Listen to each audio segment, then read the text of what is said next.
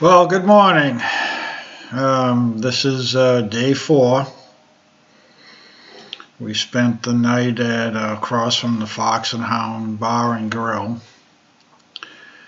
Got up about 6. We were on the trail at 6, a little after 6:30, I believe, and Brooke left early. She was going to hit the restrooms at the restaurant, but they were locked. So I met her up there in front of the store, and we decided, oh well, we'll just hit the trail. So we did our road walk to the Stagecoach area, ski lodge, and then from there there's a 1/4-mile trail, blue trail, that takes you up to the main TRT. Well, we got on the blue trail. I only got about 100 feet. It was a pretty good. It's a little bit of a climb, but I only got about 100 feet, and my body just said, my brain said, yeah, let's go. My body said, no, we're not going anywhere today. I had no energy. I was weak. I don't know what I hadn't recouped from the day before, being dehydrated. I was pretty bad. I didn't realize it. Brooke was about 50 feet ahead of me, and I just yelled up to her. I said, I can't go. I'm gonna take a 0. I just have no energy. And she was dragging her feet also. She was hurting too, but she decided to continue on. So I said my goodbyes. I said good luck, and I turned around and I headed back down to the parking lot. There's a little trailhead, trailhead parking area there. And I just sat there for a few minutes trying to figure out, all right, what do I do now? And I had my food. I had a food stash at the KOA, which wasn't that far. Well, it was still a 2-day hike, but it was really only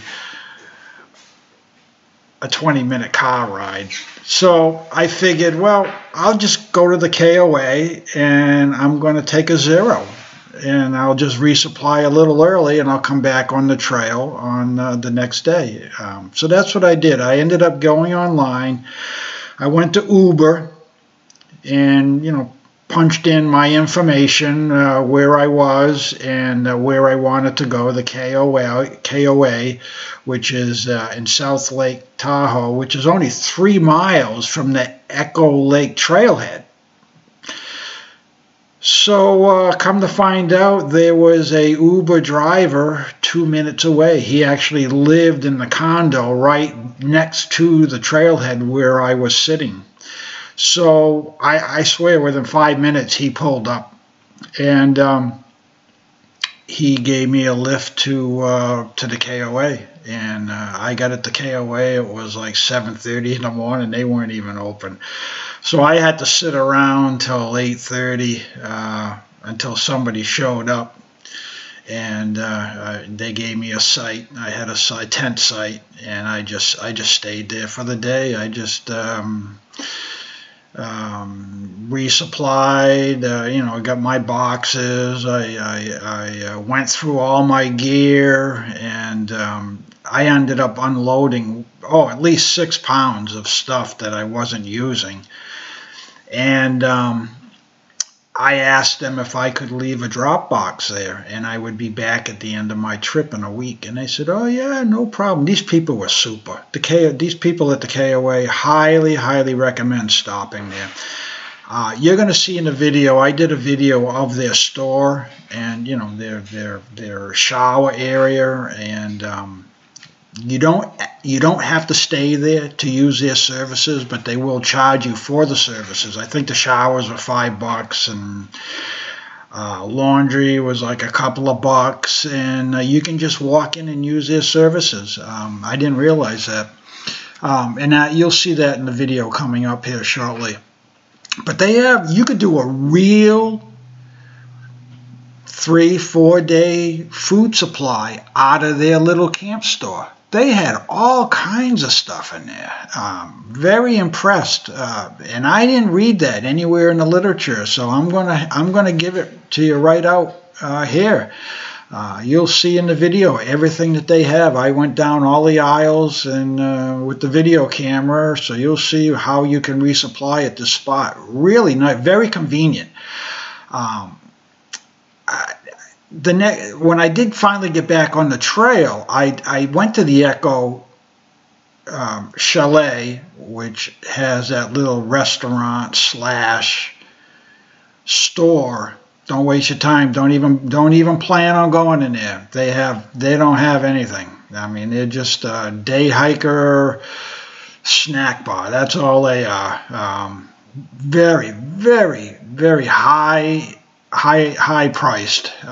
Just not where I do not recommend going there. They do not like through hikers. I'll tell you that right now. They just want the people with the money from California to go there and spend the big bucks, rent their cabins, take their boat ride. They really don't like, that's the attitude I got. They don't like the through hikers. So I will say, don't bother using them. Go to the KOA. It's just down the road 3 miles. It's an easy hitch from the trailhead, and an easy hit. Actually, they gave me, when I went back on the trail, they said, we'll give you a shuttle back to the trailhead. So the next day, when I finally did get back on the trail, they gave me a free shuttle back to where I got off, a few miles shy of where I got off. And so, they were super. I highly recommend the KOA. So, I'm going to leave you here. This is a short video because it was a 0 day, and I did recoup. I was in there every couple hours getting a Gatorade. They had ice cream. I loaded up on ice cream, and I felt good. I'm glad I stayed there. I took that 0. My body said stop, and I listened to my body, and I stopped for another day. And luckily I did, because my air mattress, I noticed that afternoon, was starting to delaminate. So I called a manufacturer from the KOA, and I told my situation. I was through hiking, and they also were unbelievable. They said, send me a picture of the delaminating of your air mattress, and as soon as I get the picture, I will send you a replacement overnight. They sent me a replacement air mattress overnight. I had it the next day at noontime from FedEx. I could not believe it. And it's Exped. It's the Exped Corporation. Their U.S. office is in Washington State, and great customer service. Highly recommend them. If you're looking for an air mattress and you're going to do a through hike, shit happens on the trail, so you definitely want to work with an outfit that will back their product and will work with you. Because being on a trail way out in no man's land, it's not like trying to solve an issue out of your house. It's just very difficult. So it's nice to see that there are some corporations that are sympathetic and will go out of their way to help you. So keep that in mind. It's the Exped. They have tents and air mattresses, but this happened to be the air mattress that I had the issue with. So I got back on the trail, and I'll just leave it there. And unfortunately, I never caught up with Brooke. That day that I took the 0, again, it was up in the upper 90s, and in the paper and on the local news, or somebody had told me that they had taken several individuals, separate incidents. They had to take the people off the trail. They were dehydrated and they needed to be evac'd from the trail. So I tried finding Brooke. Because she wasn't in good shape when I left her that morning. I tried finding her. I left a message on the trail with some other hikers that were going in the opposite direction to see if she was okay. I didn't. I to this day I don't know. Hopefully she was fine, but you got to hike your own hike. So I just hope that she made it okay, and I continued on solo for a little while, and then you'll see here in a couple of days how I made out as this trip in this adventure continues on. So again, this is a short video. Stay tuned. I will be releasing day 5 here shortly. Okay. All right. Bye. Real good resupply here. I mean, it's not a grocery store, but look at the stuff they have here. This is the KOAs.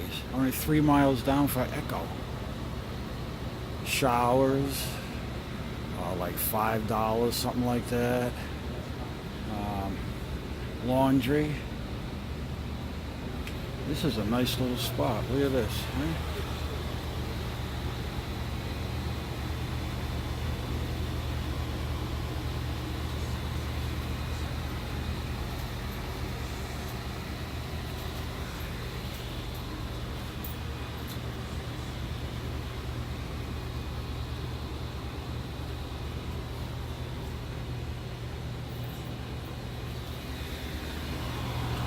All kinds, well, you know, guys don't need this stuff, but look at all kinds of stuff here.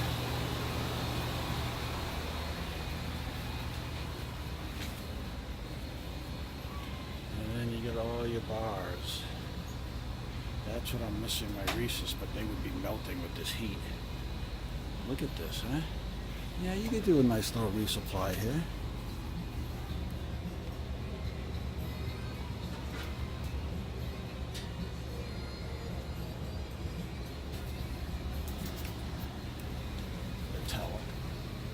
My favorite.